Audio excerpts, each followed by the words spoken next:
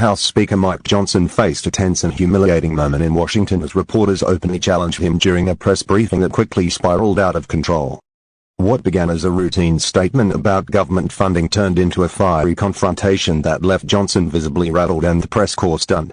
The exchange, captured on multiple cameras and widely circulated on social media, showed Johnson attempting to defend his leadership record as reporters interrupted, pressed for answers, and accused him of dodging critical questions about his handling of key legislation and his party's growing internal divide. Johnson stepped up to the podium confident and composed, starting with a carefully prepared statement about bipartisan cooperation and fiscal responsibility. However, the tone shifted dramatically when a reporter asked about recent claims from within the Republican caucus that Johnson was bending too much to Democratic demands to avoid a government shutdown. The speaker paused, adjusted his notes, and tried to pivot back to his talking points, but the room was already heating up. One journalist from a major national outlet cut in, asking bluntly whether Johnson had sold out the conservative base by approving another temporary funding measure without addressing border security or spending cuts. Johnson's expression stiffened as cameras zoomed in on his face. He began to respond, but his words were drowned out by follow-up questions from multiple sides. The moment grew increasingly chaotic as reporters shouted questions simultaneously.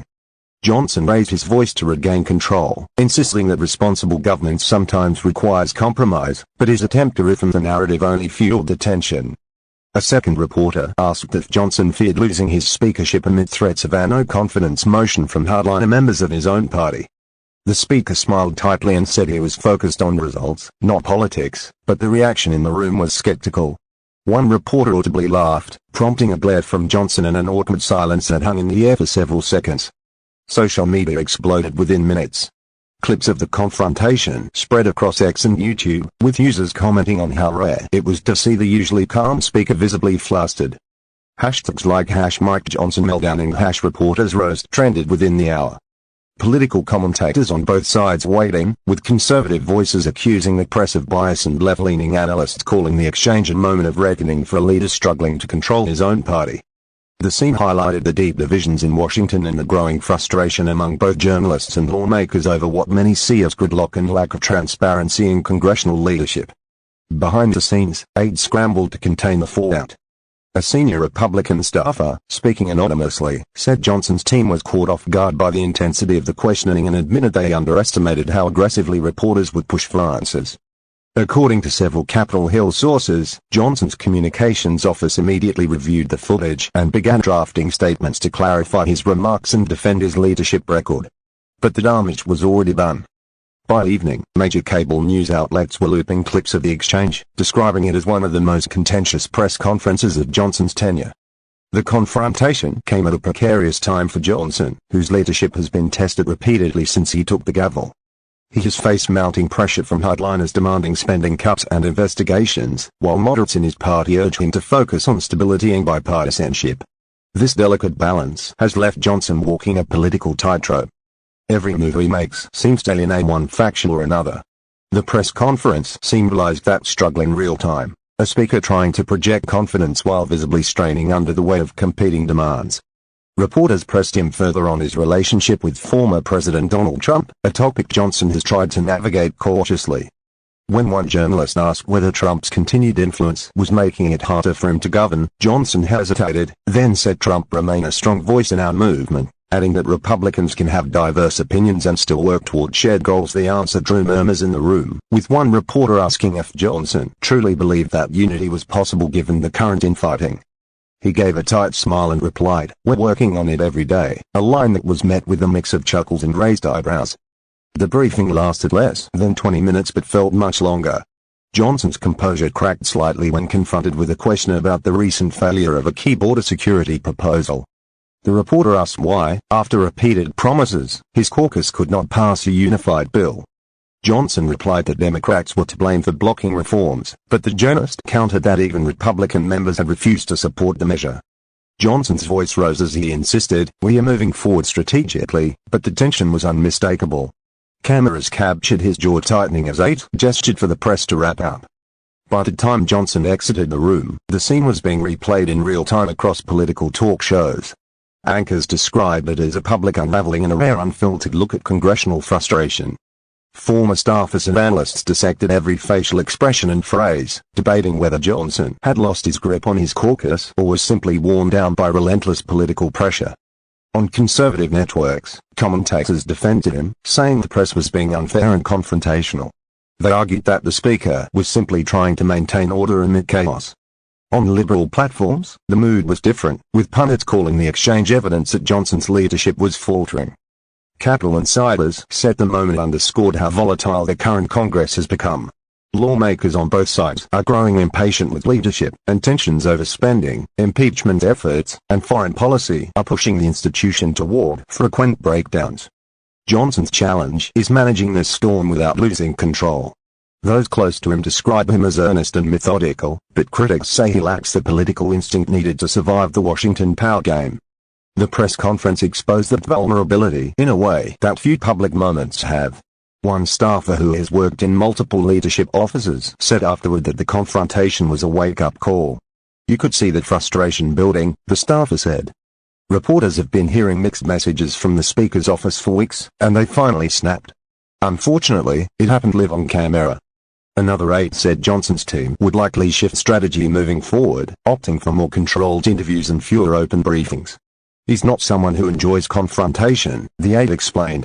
But the problem is, the job requires it. In the hours after the event, Johnson's allies in the House tried to rally behind him. Several lawmakers posted messages of support on social media, calling the press behavior disrespectful in political theater. Representative Marjorie Taylor Greene said in a post that Johnson was being targeted for trying to do the right thing and that the media was out for blood. Meanwhile, moderate Republicans quietly expressed concern that the episode could further damage the speaker's credibility at a time when unity is crucial. One moderate described the scene as painful to watch and said the speaker needed to connect with his own members before facing the cameras again. The White House, when asked about the exchange, declined to comment directly but noted that tensions in Congress are not new. However, administration officials privately expressed amusement at the scene, viewing it as evidence that Republican divisions were deepening ahead of critical budget negotiations. Democratic leaders were less subtle. Representative Hakeem Jeffress remarked during an interview that what we saw today was chaos, plain and simple, suggesting that Johnson's inability to command respect from his own colleagues was spilling over into public appearances. Political strategists say that viral moment could have lasting effects. In an era where public image can shift overnight, a single misstep in front of cameras can define a leader. For Johnson, who rose rapidly through the ranks, the pressure to appear strong has been immense. He has tried to position himself as a unifier and a principled conservative, but the spectacle of reporters confronting him so aggressively painted a different picture, one of a man under siege. Analysts noted how his attempts to smile through the tension only highlighted the disconnect between his message of unity and the political turmoil engulfing his party. Late that evening, Johnson appeared on a conservative talk show to try to regain control of the narrative. He downplayed the confrontation, saying, "I'm not worried about tough questions. That's part of the job." He added that his focus remained on delivering results for the American people. The host agreed and suggested the media was unfairly targeting him, giving Johnson a chance to reassert his leadership message. But online, the viral clips continued to circulate, often with captions mocking his composure and comparing the moment to past political gaffes by other leaders. By the next morning, political cartoons, memes, and reaction videos were everywhere. One popular clip zoomed in on Johnson's reaction when a reporter laughed, replaying it in slow motion with dramatic music. Another showed side-by-side footage of Johnson's press conference and past moments when other politicians faced similar confrontations, labeling it the Washington roast. Even late-night comedians joined in, joking that Johnson got a taste of his own committee hearings. Despite the embarrassment, some analysts suggested the event might serve as a learning moment.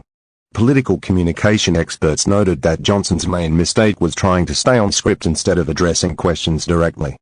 When you repeat talking points in a high-pressure moment, it sounds evasive, one expert said. The public reads that as weakness. A more authentic response, even an admission of difficulty, would have played better. Others pointed out that the press's aggressive tone might actually generate sympathy for Johnson among conservative voters who distrust mainstream media. Within the Capitol, reactions were mixed. Some lawmakers privately said they admired Johnson's attempt to remain calm under pressure, while others worried the incident could embolden his critics. The next few weeks will be crucial as Johnson faces renewed threats from within his caucus and prepares for another round of budget negotiations. Whether this moment becomes a minor footnote or a defining episode will depend on how he recovers. For now, the image of the speaker being roasted to his face by reporters remains etched in the minds of those who witnessed it, a rare, raw glimpse of the political tension simmering beneath Washington's polished exterior. Even as Johnson's team works to move past the episode, it has become clear that the confrontation was more than just a viral clip. It symbolized the frustration of a government struggling to function and a press corps unwilling to accept rehearsed answers. In many ways, it reflected the state of American politics itself, defensive, divided, and constantly on camera. Whether Johnson can navigate that landscape and restore confidence in his leadership remains to be seen. But one thing is certain: the footage of him standing at that podium, caught between calm and chaos, will be replayed every time his speakership is tested again.